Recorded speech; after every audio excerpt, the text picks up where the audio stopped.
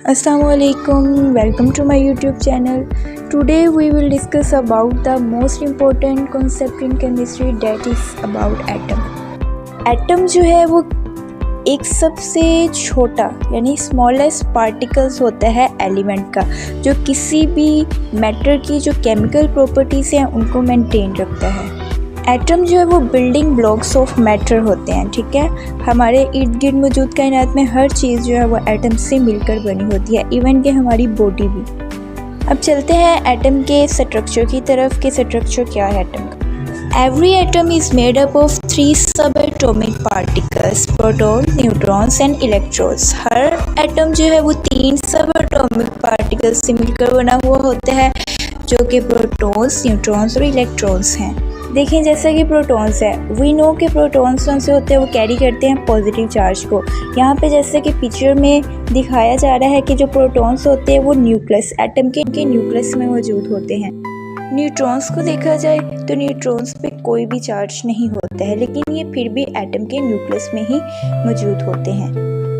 जो इलेक्ट्रॉन्स होते हैं वो मनफी चार्ज, नेगेटिव चार्ज को कैरी करते हैं। और ये कहाँ पे लोकेट होते हैं? ये जो हमारे पास जो इलेक्ट्रॉन्स होते हैं ना, ये न्यूक्लियस के बाहर इर्द गिर्द मुख्तलिफ शेल्स में जो है वो मूव करते हैं। Let's understand this with an examples of hydrogen atom. Hydrogen जो होता है वो सबसे सिंपलेस्ट फॉर्म ऑफ एटम होती है, ठीक है। इसमें एक ही प्रोटॉन है और एक ही, मोस्टली इसमें न्यूट्रॉन मौजूद नहीं होता है, ठीक है। एक ही इलेक्ट्रॉन इसके गिर्द जो है वो रोटेट कर रहा होता है। एक और एग्जांपल है कार्बन एटम की, देख लेते हैं। तो कार्बन एटम में भी 6 इलेक्ट्रॉन्स, 6 प्रोटॉन्स और 6 ही न्यूट्रॉन्स मौजूद होते हैं, ठीक है। इसमें 2 पहले शेल में रोटेट करते हैं, 4 जो से होते हैं वो दूसरे शेल में इलेक्ट्रॉन्स मौजूद होते हैं। ये जो एटम के बहुत ही सिंपलेस्ट एग्जांपल्स है, जिससे हम इजीली जो है वो समझ सकते हैं।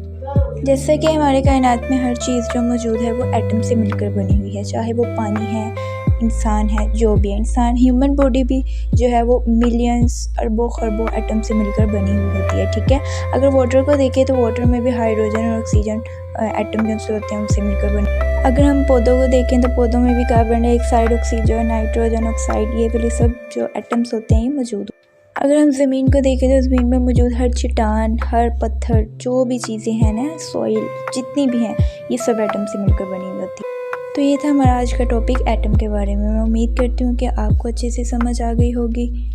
If you found this video helpful, so please don't forget to share, like and subscribe my channel. Press the bell icon so you never miss my upcoming next chemistry lesson. Thank you for watching. See you next video. Bye bye. Allah Hafiz.